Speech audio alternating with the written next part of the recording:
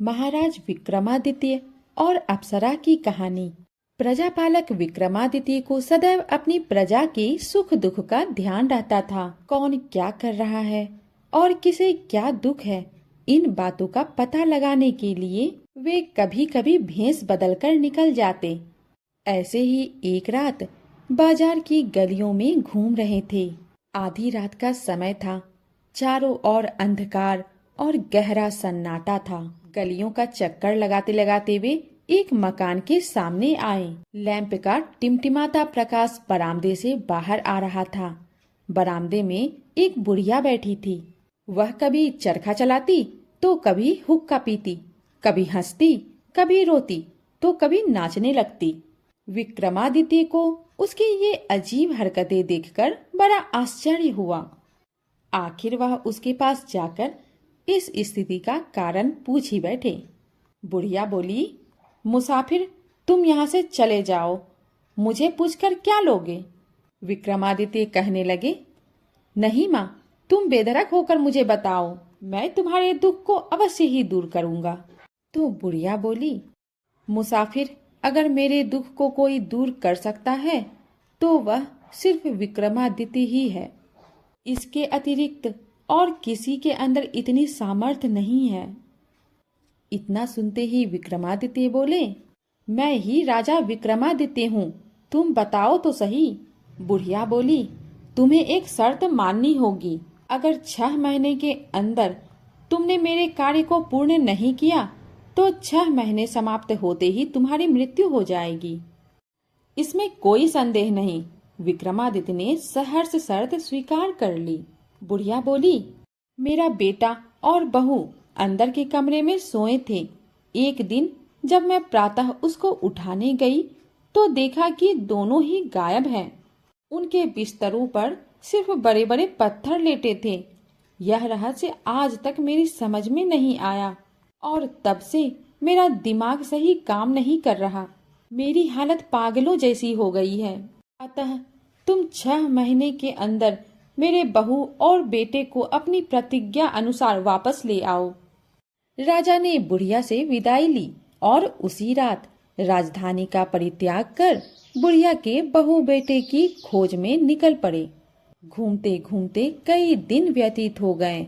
भूखे प्यासे भ्रमण करते करते उन्होंने दुनिया का कोना कोना छान डाला, लेकिन कहीं भी उनका पता न चला। थकावट के कारण सारा शरीर चूर चूर हो रहा था। अतः नदी के तट पर लेट गए।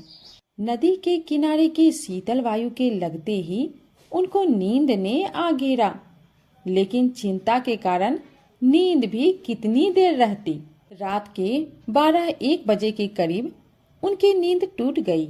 वह सोचने लगे, 5 महीने तो समाप्त हो गए, लेकिन मैं अभी तक अपना वचन पूरा नहीं कर सका। 6ठा महीना समाप्त होते ही मेरी मृत्यु निश्चित है। अतः इससे तो अच्छा है मैं स्वयं ही नदी में छलांग लगाकर अपनी जान दे दूं। ऐसा विचार आते ही विक्रमादित्य नदी की ओर चल पड़े। ज्यों ही वे छलांग लगाने लगे, त्यों ही उन्हें अंधेरे में कपड़े धोने की आवाज सुनाई दी। उन्हें बड़ा आश्चर्य हुआ कि इतनी रात बीते कौन कपड़े धो रहा है। चलकर वहीं पहुंच गए।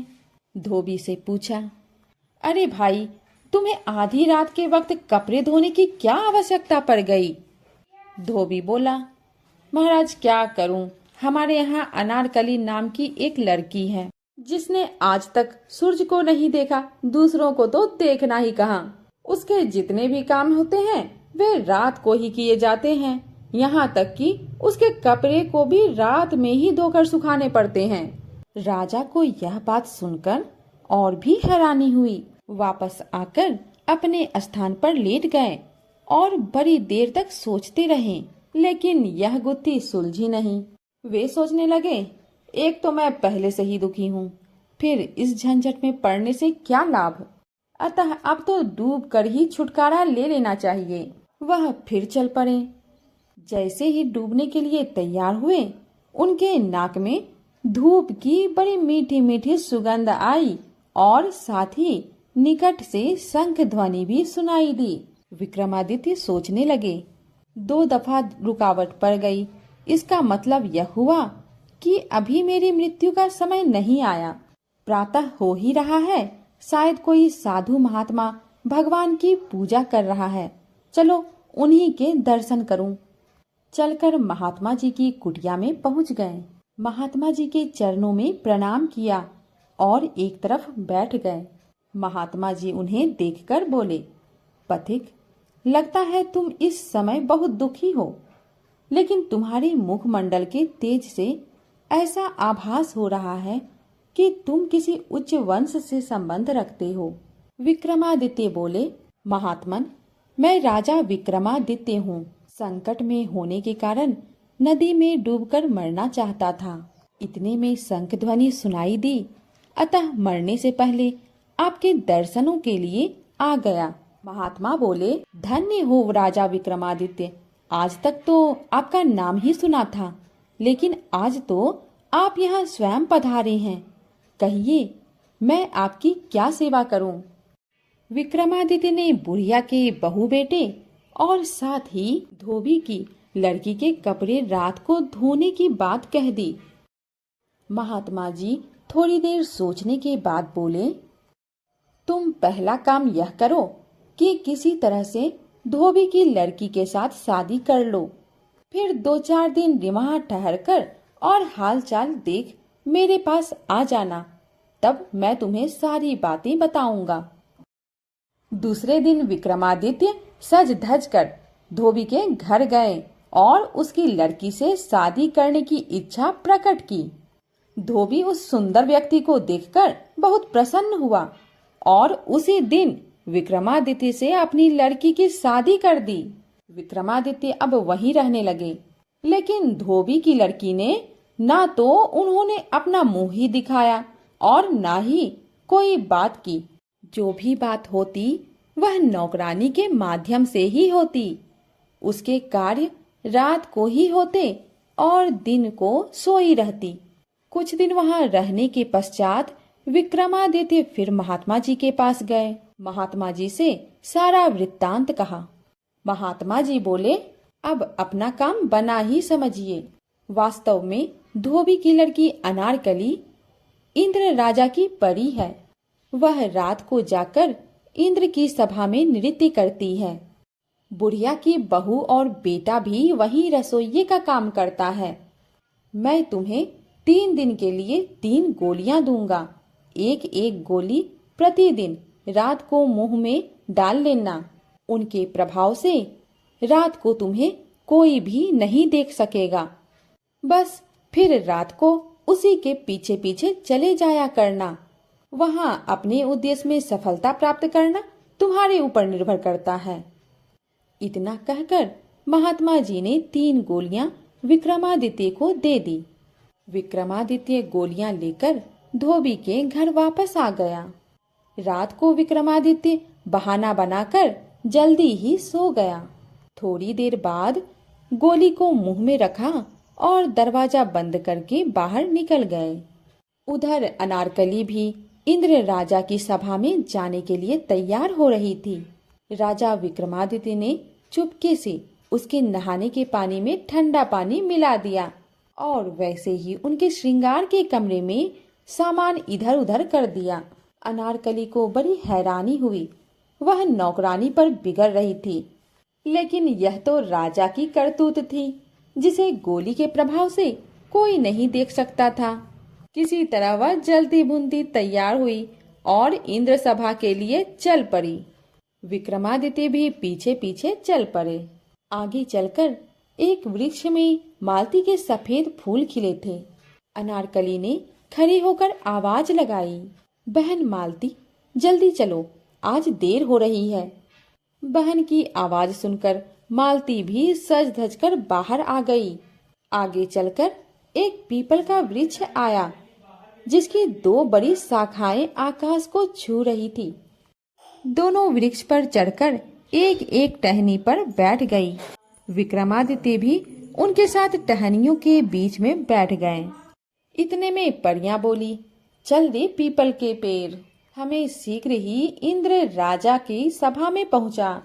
इतना कहना ही था कि पीपल का पेड़ उड़ने लगा और शीघ्र ही इंद्र की सभा में पहुंच गया। दोनों परियों का इंतजार हो रहा था। उतरकर नृत्य मंडप में जा खड़ी हुई। विक्रमादित्य भी ढोलक बजाने वाले के पास जाकर बैठ गए। उस समय उन्होंने गोली मुंह से निकालकर जेब में डाल ली। सभा भवन में लगे हीरे मोतियों की चमक आंखों में चकाचौंध उत्पन्न कर रही थी। चारों ओर सुगंधित पुष्पों की सुगंध से वातावरण महक रहा था। चंद्रमा की शीतल चंद्रिका अपनी ज्योति से सभा भवन की सुंदरता को निखार रही थी। इंद्र पत्नी सहित सिंहासन पर आरूढ़ हुए। देवताओं ने जय जयकार की। वाद्य मंत्रों की मधुर ध्वनि और ढोलक की परिथाप के साथ नृत्य आरंभ हुआ। लेकिन ढोलक वाला कुछ सुस्त था। नृत्य में गति नहीं आ रही थी। विक्रमादित्य अपने को रोक ना सके। उन्होंने उससे ढोलक मांगी। ढोलक वाला भी रोज ढोलक बजा बजा कर तंग आ चुका था। अतः उन्होंने खुशी खुशी ढोलक थमा दी। बस फिर क्या था। विक्रमादित्य के ढोलक पर हाथ पड़ते ही नृत्य सभा में जान आ गई। सभी मस्ती से झूमने लगे। परियों ने उस दिन ऐसा नृत्य किया जैसा कभी नहीं हुआ था। चारों ओर वाह वाह हो रही थी। नृत्य समाप्त हुआ। इंद्र ने प्रसन्नता से गले का नौलखा हार उतारकर परियों को दिया। परियों ने वही हार ढोलक वाले को दिया। क्योंकि वह भी कई बार ऐसे पुरस्कार ले चुका था, अतः उसने भी वह हार विक्रमादित्य को दे दिया। विक्रमादित्य ने हार लेकर चुपके से जेब में डाल लिया। इंद्र की सभा विसर्जित हुई। परियां वापस चली गई। विक्रमादित्य ने भी गोली मुंह में रखी और अदृश्य होकर पीछे हो लिया। उसी पीपल के वृक्ष पर बैठकर उसी स्थान पर आ गए जहां से चले थे। अब विक्रमादित्य परियों से आगे आकर अपने कमरे में सो गए। प्रातः हो गई, लेकिन आज वह नित्य की भांति नहीं उठे। अब तक विक्रमादित्य जाग तो चुके थे, लेकिन सोच विचार कर रहे थे। नौकरानी ने आवाज लगाई, लेकिन वे नहीं उठे। उसने फिर झकझोरते हुए कहा, उठिए, सुबह हो गई है। विक्रमादित्य आंखें मलते हुए कहने लगे, ओह, तुमने तो बहुत अनर्थ कर दिया। मैं आज एक बहुत ही सुंदर सपना देख रहा था। पास खड़ी अनारकली ने नौकरानी को इशारे से स्वप्न के बारे में पूछने के लिए कहा। नौकरानी बोली, महाराज, कैसा स्वप्न था? विक्रमादित्य बोले, ऐसा लगता है जैसे मैं आज इंद्र राजा की नृत्य सभा में गया था। वहां मैंने बहुत सुंदर ढोलक बजाई। इंद्र बहुत प्रसन्न हुआ और इनाम में मुझे 9 लखा हार मिला। मैंने उसे लाकर अभी अभी सामने वाली अलमारी में रखा है। जरा तुम जाकर देखो तो सही। नौकरानी को आज्ञा माननी पड़ी। उसने अलमारी खोली। सचमुच ही वहां हार चमक रहा था। अनारकली के आश्चर्य का ठिकाना न रहा। दिन व्यतीत हुआ, शाम आई। आज रात को फिर विक्रमादित्य ने इंद्र की सभा में प्रवेश कर पिछले दिन से भी अधिक सुंदर ढोलक बजाई। इंद्र ने परियों को सोने की थाली में 32 व्यंजन पुरस्कार के रूप में दिए। परियों ने यह सोचते हुए कि सारा कमाल तो ढोलक वाले का ही है, उसी को थाली दे दी। उसने भी वह थाली विक्रमादित्य को दे दी। विक्रमादित्य पिछले दिन की तरह जल्दी ही आकर अपने बिस्तर में सो गए। प्रातः भी काफी देर तक सोए रहे। आज फिर जब नौकरानी ने उन्हें उठाया तो वह बोले, अरे मूर्ख, आज तो तूने मेरा सारा कार्य ही बिगाड़ कर रख दिया। आज तो मुझे कल से भी अधिक सुंदर स्वप्न दिखाई दे रहा था। आज मैंने इंद्र की सभा में कल से भी अधिक सुंदर ढोलक बजाई। इस पर उन्होंने प्रसन्न होकर सोने की थाली में 32 व्यंजन भेंट में दिए। मैं उस थाली को लाकर अलमारी में रख ही रहा था कि तूने मुझे जगा दिया। जाओ देखो वहाँ है या नहीं। सचमुच वहाँ थाली व्यंजनों से भरी पड़ी थी। पास ही अनारकली खड़ी थी। उसकी समझ में यह रहस्य नहीं आ रहा था। अंत में हारकर शाम के समय उसे राजा से बोलना ही पड़ गया। महाराज, मेरी समझ में यह रहस्य नहीं आ रहा। सच सच बताइए, आपने यह सब कैसे किया? विक्रमादित्य ने अपना सारा भेद बताकर बुढ़िया के बहू बेटे की कहानी भी सुनाई। अनारकली यह सुनकर बहुत प्रसन्न हुई कि यही राजा विक्रमादित्य है। उसने कहा, आज आप फिर मेरे साथ चलिए और ढोलक बजाने की सारी कला को सभा में उड़ेल दीजिए। जब इंद्र बहुत प्रसन्न हो जाएं और कुछ मांगने को कहें तो 2 वचन मांग लेना, एक में मुझे और दूसरे में बुढ़िया के बहू बेटे को, जो वहाँ रसोइये का काम कर रहे हैं। रात होने पर विक्रमादित्य फिर उसी सभा में पहुंच गए। आज उन्होंने जो ढोलक बजाई तो कहना ही क्या। परियों ने ऐसा सुंदर नाच किया कि चारों तरफ वाह वाह हो उठी। इंद्र मस्ती में सुध खो बैठे। नृत्य समाप्त हुआ। इंद्र ने परियों से कुछ मांगने के लिए कहा। परियों ने कहा, महाराज, आपको कुछ देना ही है तो ढोलक वाले को दीजिए, यह उसी का कमाल है।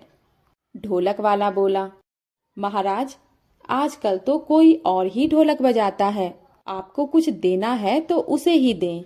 विक्रमादित्य से पूछा गया। उन्होंने 2 वचन मांगे, एक वचन में अनारकली और दूसरे वचन में बुढ़िया के बहू बेटे को, जो वहां रसोइये का काम कर रहे थे। इंद्र को यह जानकर बड़ी प्रसन्नता हुई कि यही राजा विक्रमादित्य है। उन्होंने अपने वचनों को पूरा किया। इस तरह राजा विक्रमादित्य 6 महीने के भीतर ही परी अनारकली और बुढ़िया के बहू बेटे के साथ अपनी राजधानी वापस गए। बुढ़िया के बहू बेटे को उसके पास पहुंचाया और अनारकली के साथ अपने महल लौट आए। सारी राजधानी में खुशियां मनाई गई और विक्रमादित्य फिर से सुखपूर्वक राज करने लगे।